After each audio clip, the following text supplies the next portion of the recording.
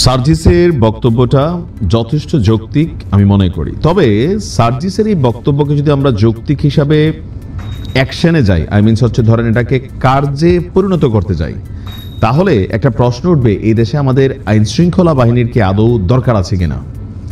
কারণ রাষ্ট্রের মধ্যে আমরা যে নিজেদের ট্যাক্সের টাকায় আমাদের বিভিন্ন প্রশাসনের সেক্টরগুলোকে চালাচ্ছি, তো তখন এই সশস্ত্র বাহিনী অথবা রাষ্ট্রীয় যে আইন শৃঙ্খলা বাহিনী, তারা তো ভাই বেকার হয়ে যাবে। আমার একটা দলের কথা খেয়াল হয়েছে, শুনছিলাম সম্ভবত 1972-এর দিকে বঙ্গবন্ধু শেখ মুজিবুর রহমান তিনি একটা রক্ষী বাহিনী বানাইছিলেন। তবে ওই রক্ষী বাহিনীর হিসাবটা ছিল আলাদা, ওইটা এক ধরনের ভূমিকা পালন করত। আর আজকের দিনে সার্জিস যেই গ্রুপটা বা একটা বাহিনী বানানোর বা তৈরির ঘোষণা দিয়েছেন, তো এইটা হচ্ছে টোটালি ডিফারেন্ট একটা জায়গা থেকে আসবে। বাট বিএনপির সাথে সংঘর্ষ বাঁধবে আরো ছোট, কারণ বাংলাদেশের নাগরিক হিসাবে আমরা যারা রাজনীতি করে ভাত খাই না, অথবা রাজনীতি করে ব্যক্তি ফায়দা নেই না, অথবা রাজনীতি করে ধান্দাবাজি করি না, তারা কিন্তু বাংলাদেশকে দেখতে চাই একটা নিরাপদ রাষ্ট্র। এদেশের মানুষ ব্যবসা করবে, বাণিজ্য করবে, নারীরা ঘর থেকে বের হবে, বাচ্চারা স্কুলে যাবে, গুম থাকবে না, অপহরণ থাকবে না, চাঁদাবাজি থাকবে না। এগুলোতে মানুষ বিরক্ত। আমার আইনের কাছে আমি সুবিচার পাবো, তো এগুলো তো সবসময় আমাদের রাজনৈতিক নেতাদের বক্তব্য থাকে, কিন্তু বাস্তবায়নটা আসলে কতটুকু সম্ভব হয়েছে। বাস্তবতা হচ্ছে যেই দল ক্ষমতায় আসবে অথবা যে দল ক্ষমতায় থাকে, তাদের নেতা কর্মী বিভিন্ন হ্যান ত্যান তাদের ঠেলায় ওই এলাকার আমজনতা তারা নীরব থাকে, তারা আসলে মুখ ফুটে কোনো কিছু বলে না। ব্যবসা বাণিজ্য করার খাতিরে নীরবে চাঁদাবাজি চলে, মানুষ টাকাও দিচ্ছে। এই প্রেক্ষাপটে এই অন্যায় অনিয়মকে ঠেকাতে প্রত্যেক জেলা উপজেলার মানুষকে নিয়ে একটা গ্রুপ তৈরি করা হবে। এই বক্তব্য দিয়েছেন আপনার সার্জিস আলম। গতকালকে তার নিজ জেলা পঞ্চগড়ে মকবুলার রহমান সরকারি কলেজ মাঠে শীতবস্ত্র বিতরণ অনুষ্ঠানে তার এই মন্তব্যটা ছিল। তো তার বক্তব্য হচ্ছে যে সৃষ্টিকর্তা আমাদের যে সুযোগ দিয়েছে সেটি আমানত মনে করি, এই আমানত রেখে মানুষের কল্যাণে যা কিছু করা যায় আমরা করব। তো বিগত 16 বছরে রংপুর বিভাগ সহ অনেক জায়গায় বৈষম্যের শিকার হয়েছে। আর বলা হচ্ছে যে আচ্ছা যাই হোক, তো সার্জিসের এই উদ্যোগটা দরকার হয় না, কেন দরকার হয় না বুঝাই। আবার যদি আমাদের আইন শৃঙ্খলা বাহিনীকে বিরাজনীতিকরণ করা, তাদেরকে মাঠে দায়িত্ব পালন করতে দেওয়া হয়। আবার আইন শৃঙ্খলা বাহিনীর মধ্যে যদি কেউ এই যে ধরেন দীর্ঘ 53 বছরের আইন শৃঙ্খলা বাহিনী আমরা মাথার মধ্যে নিয়েই নিয়েছি, আপনি বিভিন্ন জেলা উপজেলা থানাতে খোঁজখবর নেন, বিএনপি নির্বাচন তো বহুত দূরে, এখনো ক্ষমতায় আসে নাই।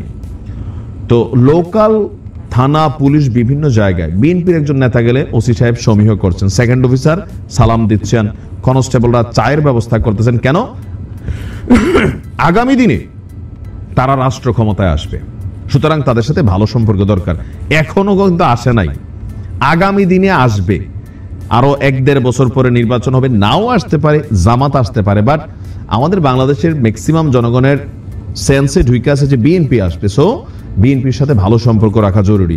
কিছু কিছু এলাকায় এমনও আছে যে লোকাল একজন ছাত্র দলের নেতা অথবা উমক ওসি সাহেবের সামনে চেয়ারে গিয়ে যেমনি বসে, মনে হয় যে ধরেন দল ক্ষমতায় চলে আসছে আর তারেক রহমান তার একটা আলাদা টিকিট দিয়ে দিছে যে তুমি আমার খাস লুক লাগো।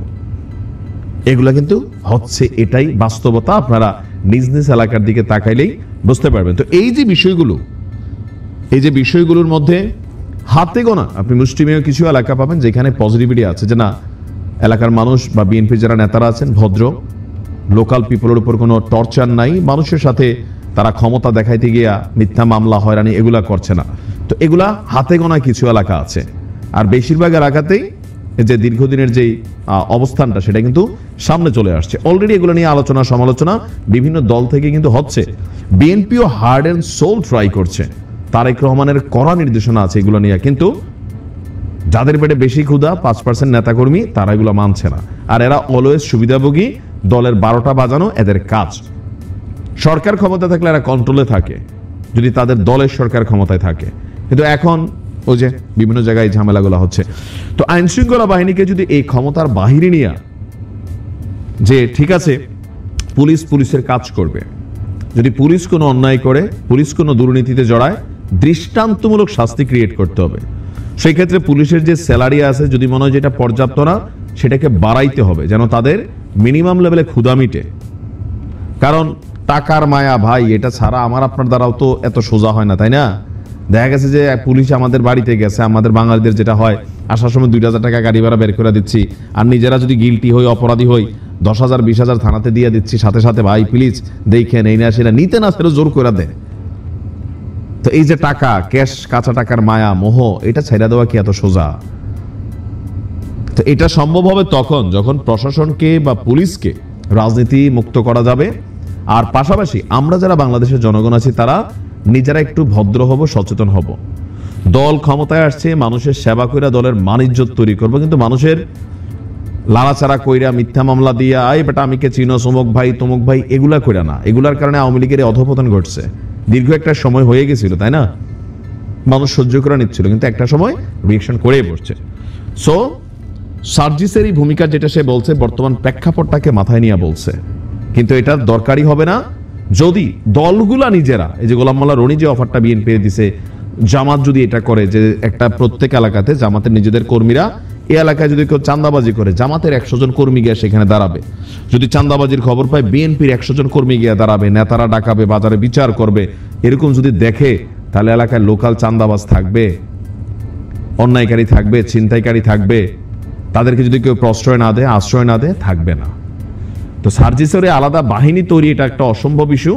এটা করতে গেলে বহুত জায়গায় বিশৃঙ্খলাই হবে, আর এটারে কেউ গ্রুপিং ভাববে, পান্ডা বাহিনী, গুন্ডা বাহিনীও ভাবতে পারে, কেউ কেউ রক্ষী বাহিনীও ভাবতে পারে, নানানভাবে নানান দিক থেকে কিন্তু এই জিনিসটা কাজ করে যাবে। সো বেটার হচ্ছে একটা নিরাপদ বাংলাদেশের জন্য সরকারকে এই ভূমিকাগুলো নিতে হবে।